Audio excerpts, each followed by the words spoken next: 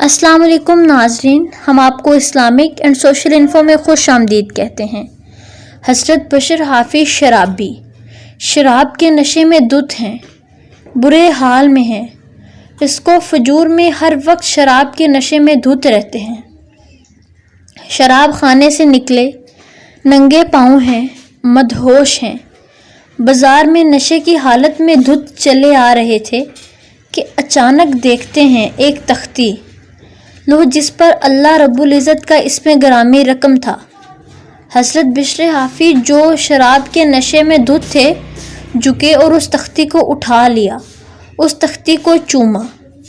بشر حافظ فرماتے ہیں اس وقت میرے پاس میری کل متاع 5 درہم تھی، ساری زندگی کی کمائی، جمع پونجی 5 درہم تھی اور کچھ نہ تھا۔ کہتے ہیں ان میں سے 4 درہم کی بازار سے جا کر خوشبو لائے، کستوری خریدی اور گلاب کا عرق خریدا۔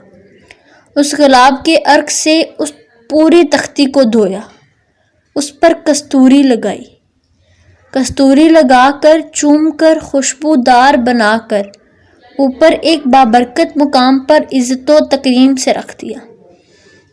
بشر حافظ جو شراب کے نشے میں دھت تھا، یہ ایک عمل کیا، رات سویا، خواب میں اللہ رب العزت کی زیارت ہوئی، اس میں الہی کی عزت و تکریم سے نصیب کا بند دروازہ کھل گیا، اللہ کا دیدار ہوا۔ اللہ رب العزت نے فرمایا، اے بشر حافظ، تو نے میرے نام کی عزت و تکریم کی، میں تیرے نام کو دنیا میں باعزت بنا دوں گا۔ تو نے میرے نام کو خوشبودار کیا، میں تیرے نام کو اتنا خوشبودار کر دوں گا کہ قیامت تک لوگ تیرے ذکر سے دلوں کی خوشبو پائیں گے اور تیرے ذکر سے دلوں کو طہارت ملے گی۔ اس ایک رات کے دیدار الہی سے بشر حافظ تائب ہو گئے، زندگی کے احوال بدل گئے، زہد و تقوی والی زندگی نصیب ہوئی، رات کو اٹھ کر مصلی پر سواری کرنے والے بن گئے۔ بشر حافظ فرماتے ہیں مجھے جس وقت توبہ نصیب ہوئی تھی میں ننگے پاؤں تھا، اس کے بعد تدم وفات جوتا نہیں پہنا، مرتے دم تک حالت توبہ میں رہے۔ پھر بشر حافظ کو وہ مقام ملا، بغداد کی گلیوں میں ننگے پاؤں پھرتے۔ بشر حافظ کا مقام دیکھیں، بغداد کے جانور بھی بغداد کی گلیوں میں گوبر نہیں کرتے تھے کہ کہیں بشر حافظ ننگے پاؤں چلتا ہے، کہیں غلاظت ان کے پاؤں کے ساتھ نہ لگ جائے۔ جس رات بشر حافظ کی وفات ہوئی، صبح ایک اللہ کے بندے نے دیکھا گلی میں گوبر تھا، وہ انا للہ و انا الیہ راجعون پڑھ کر چیخ اٹھا، لگتا ہے بشر حافظ کی وفات ہو گئی ہے۔ جب تک زندہ تھے تو شہر بغداد کے جانور بھی ادب کیا کرتے تھے، کہاں وہ زندگی شراب کے نشے میں مدہوش، اور کہاں ایک توبہ کے بعد وہ مقام کہ عمر بھر فقر اور فاقہ میں گزار دی، کئی دن نہ کھاتے تھے نہ پیتے تھے اور رب کے عشق میں مدہوش رہتے تھے۔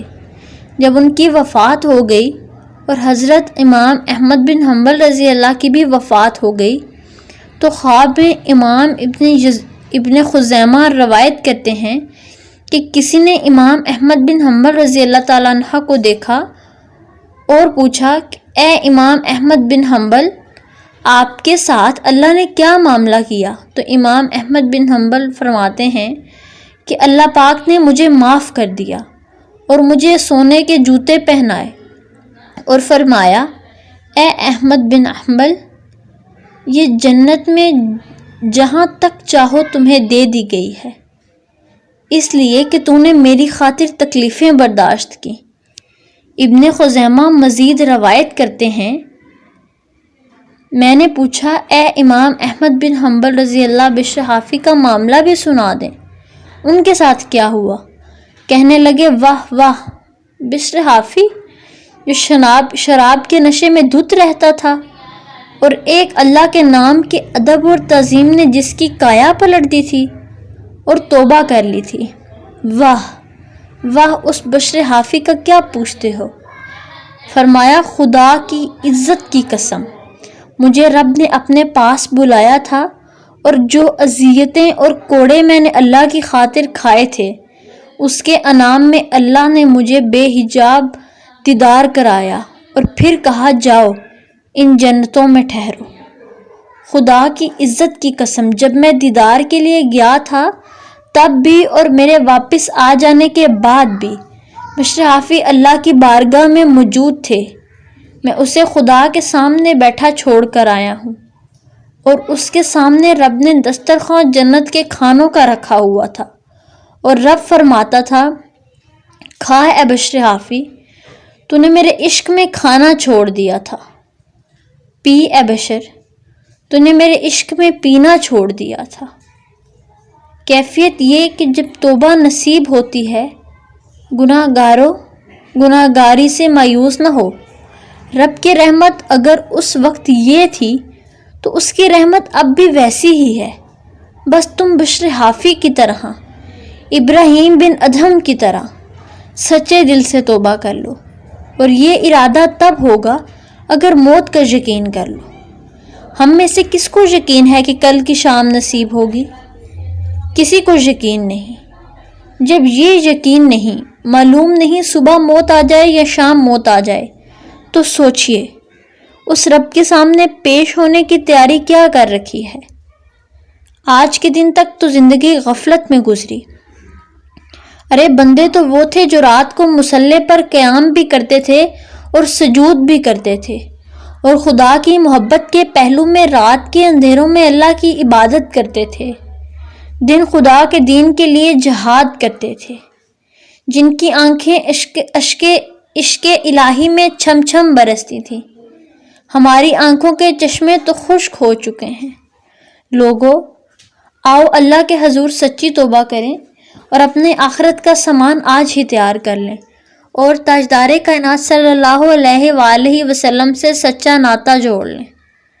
آج لے ان کی پناہ، آج مدد مانگ ان سے، کل نہ مانیں گے قیامت تو اگر مان گیا۔ شکریہ۔ ناظرین، اگر آپ کو ہماری ویڈیو پسند آئی ہے تو ہمارے چینل کو سبسکرائب کریں، ویڈیو کو لائک کر کے بیل آئیکن کو پریس کرنا نہ بھولیے گا۔ شکریہ۔